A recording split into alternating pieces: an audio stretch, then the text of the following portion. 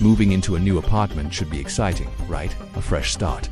For Alex it was, until he noticed the extra key. It was old, ornate, nothing like the modern keys for his front door.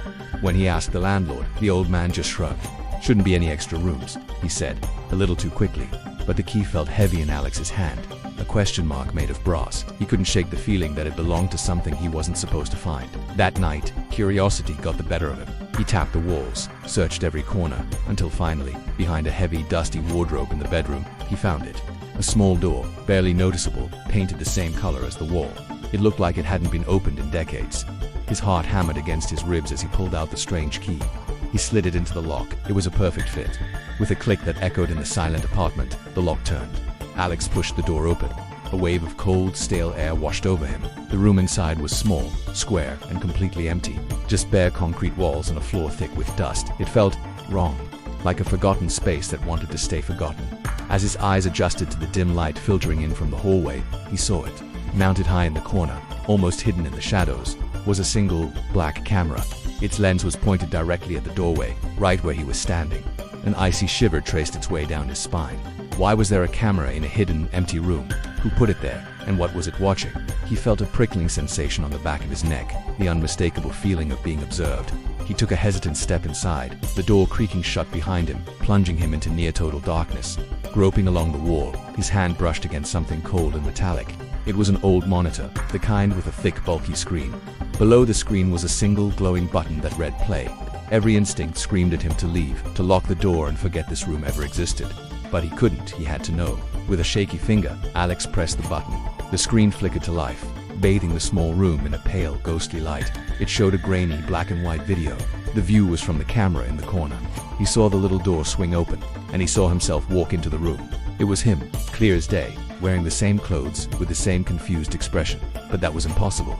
He had just discovered this room moments ago. He had never been inside before. He watched the man on the screen, the impossible version of himself, look around the empty room just as he had done. Panic seized him, cold and sharp.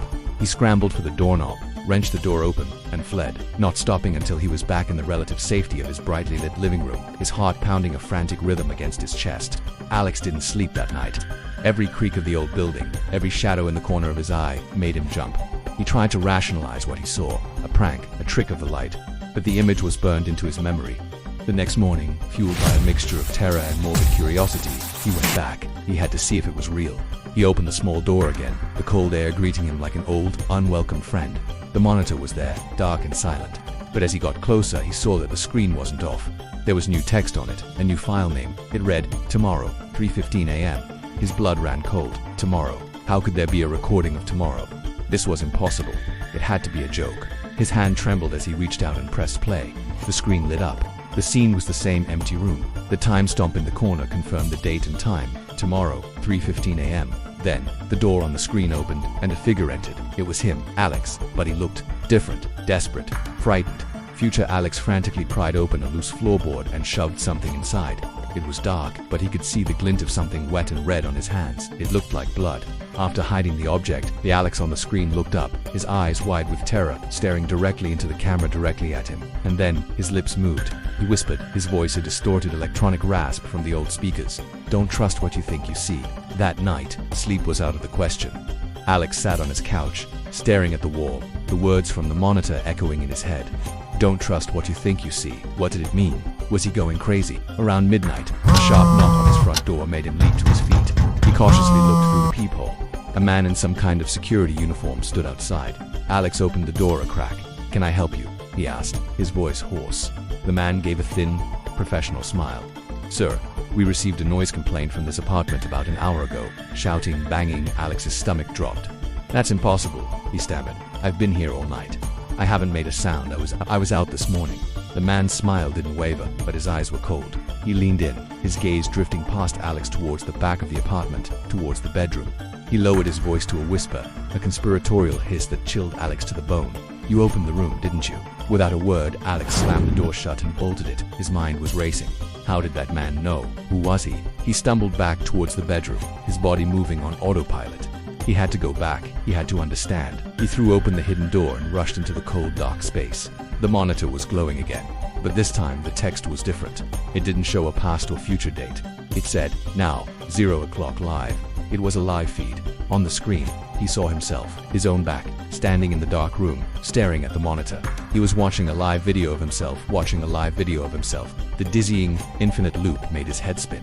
He stared, mesmerized and horrified. And then, something moved. In the corner of the monitor's screen, in the background behind the image of his own back, a second figure stepped into the frame. It was him again, future Alex, the one from the recording. He was just standing there, in the room, behind him. A gasp escaped Alex's lips. He whipped around, his eyes darting into the dark corners of the real room. Nothing, it was empty. He was alone. He turned back to the monitor, his heart hammering. The live feed still showed him standing there. But now the other Alex, the future one, was walking towards him on the screen. He stopped right behind the live feed version of Alex and leaned in, his face a mask of pure terror. "This room," the future Alex whispered from the monitor's speakers, his voice cracking. "It doesn't record the past, it shows you the future. It records the consequences of decisions you haven't made yet." The image on the screen was surreal. The terrified future him was speaking to the back of the live feed him. "Every time you enter, every time you watch, you solidify that future. You walk down the path that leads you right here." Future Alex looked directly into the camera again, his eyes pleading. "I came in here, I watched, I got scared, and now I'm trapped in this loop. If you stay here, if you keep watching, you'll become me." The words hung in the air, a death sentence. A surge of adrenaline, pure fight or flight, flooded Alex's system. He wasn't going to become that. He refused. With a guttural yell, he grabbed the old monitor and hurled it against the concrete wall. It shattered with a pop and a shower of sparks.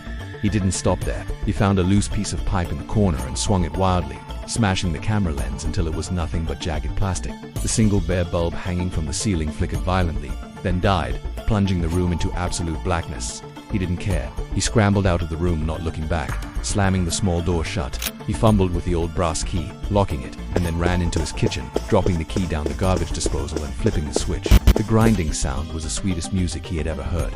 He leaned against the counter, gasping for air. Free. Fade to black. Then, the image returns. The apartment looks clean, bright. It's a few months later. A new tenant, a cheerful young woman, is being shown around by the same landlord. "It's a lovely place," she says, beaming. "I'll take it." The landlord smiles, that same thin, unsettling smile. He hands her a set of keys. As she takes them, she notices one is different from the others, old, ornate, and made of brass. "What's this one for?" she asks, holding it up. The landlord's smile widens just a fraction. "Oh," he says, his voice smooth as silk. "Don't worry about that one.